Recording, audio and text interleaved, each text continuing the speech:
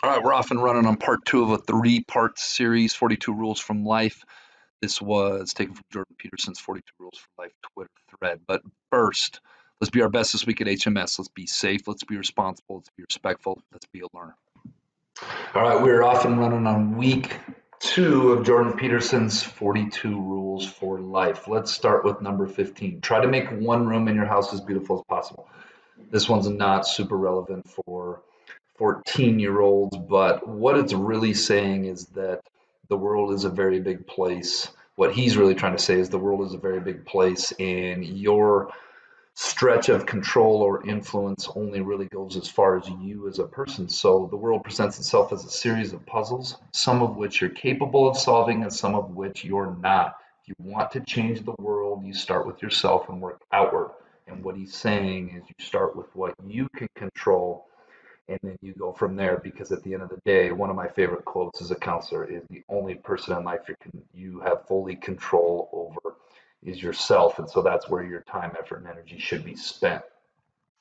Number 16, compare yourself to who you were yesterday, not to who someone else is today. And out of all 42 rules, if I could say there's one that's maybe the most powerful, impactful, and relevant for middle school students, it's this one.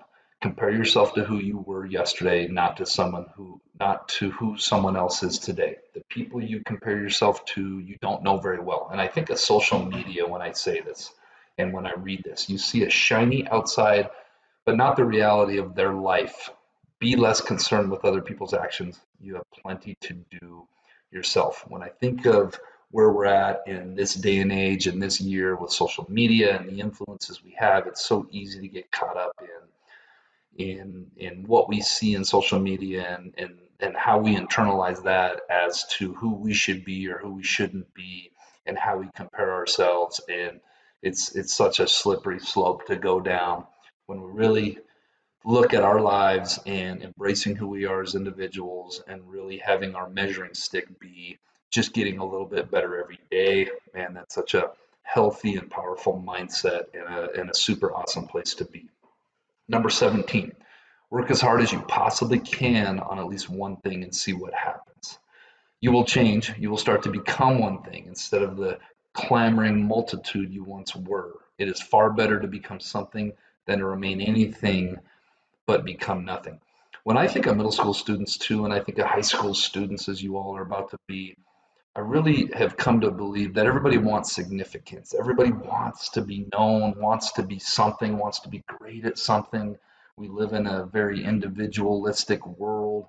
Part of that is tied to social media, but for a lot of us, it's tied to our own being and our own not selfishness, but our own identities of being something. And as we work as hard as you possibly can, at least one thing and see what happens. I hope that you all make sure that that's a positive thing, whether it's sports, whether it's dance, whether it's being a student, a musician, go on and on. I really think as human beings, we really all need that. Number 18, if old memories still make you cry, write them down carefully and completely. If you're obsessed with memories of the past, most of them negative, there's a lot of you stuck in the past. Many people have parts of them that are stuck in some traumatic childhood experience. And I don't want to go too deep into this one because this one does go to more of the deep psychology therapist side of Jordan Peterson. But I do think taking a moment and writing down, I always talk with kids about anxiety. You have anxiety, write down what's making you anxious. Try to identify it, try to face it. Um, I know this one's hard for me. I live in the past a little bit, sometimes too much. I'm a huge believer in the acronym WIN. What's important now? Because we don't get to go change the past. And the future, if you think about it, is never really here. It's always in the future. Rule 19, maintain your connections with people. This is something that you'll notice when you get a little bit older. And I'm going to kind of put my own personal spin on this. There is no evidence that the importance of friendship declines in any manner with age. And yes, your friendships will inevitably change over the years. A lot of the kids that you're close with right now in middle school, you will not be close with this time, maybe next year, maybe 3, 4 years from now when you're in high school. And that same kind of trend continues as you get older. A lot of my really close friends right now, I didn't know for sure when I was in middle school, not even high school, College, yes, a little bit more, grad school, and then my professional life and beyond. But if the pandemic taught us anything, it's the importance of the connections with human beings. We're all social human beings, and kind of the spin I want to put on this and what I've learned from my own life is be good to people, treat people with respect, treat people the right way, maintain your connections with people. You never know when other people may need your help or your assistance, or when other people can help you out, and having that connection, having that social network can help you out in life or help somebody else out. Number 20, do not carelessly denigrate social institutions or artistic achievement. This one's super deep. I'm barely going to touch on this one. This chapter I had to go back and read twice, but we don't need to get married. We don't need a piece of paper. That's the depth of thought you put into it. You're not going to mark the occasion with conscious awareness and social celebration. Yeah, I'm going to skip over this one. It's too much for eighth grade Bob lessons. The one part I will hit on is that life is way broader than we realize, and certain themes, certain traditions are important, as is artistic things and living outside and drawing outside of the box. 21. Treat yourself as if you were someone that you were responsible for helping. Man, I love this one. I did a Bob lesson earlier this year, I believe with the eighth graders, called Why Having Self-Respect and Having a Healthy Level of Selfishness is Important. This is what this is talking about. You have a vital role to play in the unfolding destiny of the world. Yes, that's true. You should take care of, help, and be good to yourself the same way you take care of, help, and be good to someone you love. Self-care, being good to yourself, having high levels of self-respect. Another conversation it seems like I have with students all the time is you got to take care of yourself first and foremost, because that is the only person you will ever always have in life. Someday your parents are going to pass away, loved ones will pass away, friends will pass away, friends will come and go in your life, boyfriends, girlfriends will come and go in your life.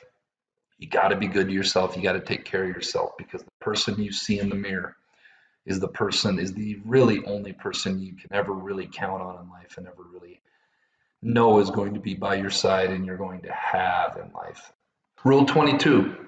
Ask someone to do you a small favor so that he or she can ask you to do one in the future. You don't obsessively keep track of who owes you what, when, and why. And that's kind of hitting on that. That is a horrible relationship skill, keeping score. I've done this for so and so, so they owe me that back. Especially when you're in a romantic relationship someday. That's a sign of degenerating relationships.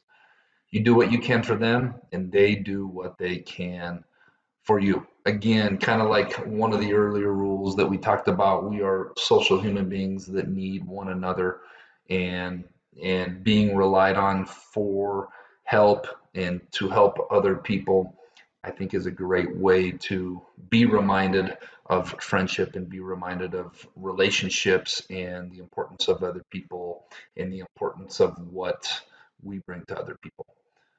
Rule number 23, and this one is very, very important. Make friends with people who want the best for you. You have an ethical responsibility to surround yourself with people who have the courage and faith and wisdom to wish you well when you've done something good and to stop you when you're doing something destructive. If there's one thing I can say for eighth grade students, especially in the spring of their eighth grade year, these next 4, 6 years of your life, hands down, the only person outside of yourself that will have the most influence on you is not your parents, it's not your auntie and uncle, it's not your grandparents, it's probably not even your teachers, it's not going to be your counselors, it's going to be the peer group and the social circle and the friendship circle that you keep. Those people are going to have the greatest influence on your life outside of yourself than anybody else in your life. Who you choose to hang around, who you choose to be friends with, whether they encourage you to be your best and command that you be your best and hold you accountable, that's real friendship. Friends that try to get you off track, that try to persuade you in a direction that you know deep in your heart morally you don't need to be, that is not real friendship. And whether you choose to have the right friends moving forward or the wrong friends, man, powerful influence moving forward. Number 24, do not try to rescue someone who does not want to be rescued. It's a very dangerous activity and it can be easily be counterproductive. The probability that they're going to take you down compared to you elevating them up is very, very high. This one is so real, and I've had this conversation the last couple of weeks with a handful of friends who kind of go into number 23, friends that see their friends not doing the right things, not making the right decisions. All of a sudden, they've grown in a way that maybe isn't congruent with who they are as a person. I talk about empathy and I talk about trying to help other people. But what this rule is saying, and what is very, very true, is that if that person doesn't really want your help, if that person doesn't want your positive influence, you got to be very careful, because by engaging with them sometimes it can indeed bring you down. The antithesis of that is number 25, and be very careful about rescuing someone who does. I don't necessarily agree that much with this one. I think we need to be empathetic, caring, helpful human beings and friends, but at the same time we have to hold boundaries and we have to be very real with ourselves of, if we end up losing ourselves or we end up expending more energy and time and effort than we have, and then it comes at a personal cost, we also have to be mindful and careful of that. Number 26, I love this one. Nothing well done is insignificant. I think if you're going to do anything in life, do it to the best of your ability. To do something half effort or half hearted, man, that is just not who I am as a person. That's not anything that I believe in. Sometimes you end up in those situations where you don't really believe in what you're doing and you got to kind of fake it till you make it, or you got to get through it. If there's anything, especially when it comes to career stuff, that I really hope for each and every one of you, it's that you choose something that you fully believe in, that you believe deep in your heart, deep in your being, doing, and that's kind of what this rule speaks to. If you're going to do anything in life, do it to the best of your ability.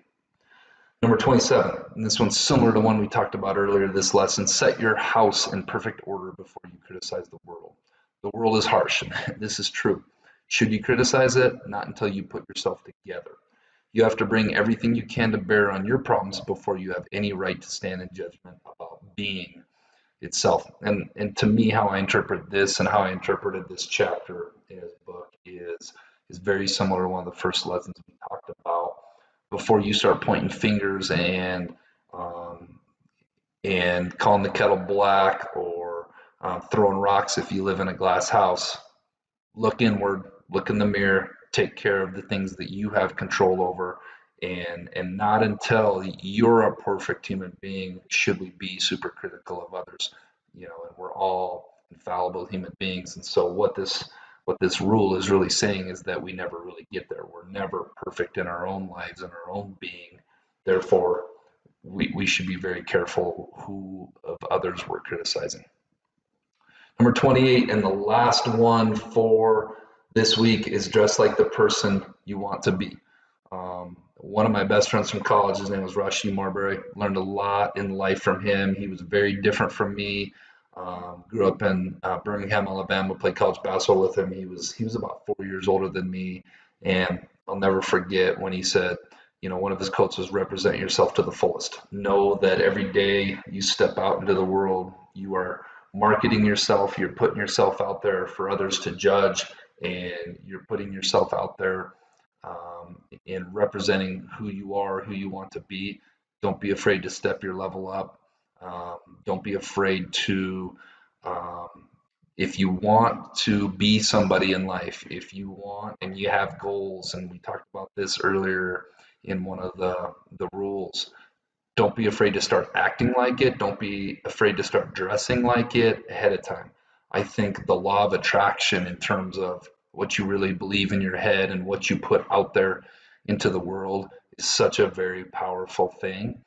So when you get out there and you get goal setting, and when you get out there and you find things you want to achieve in your mind, start acting like that already, start dressing like that already, and then don't be surprised when it happens.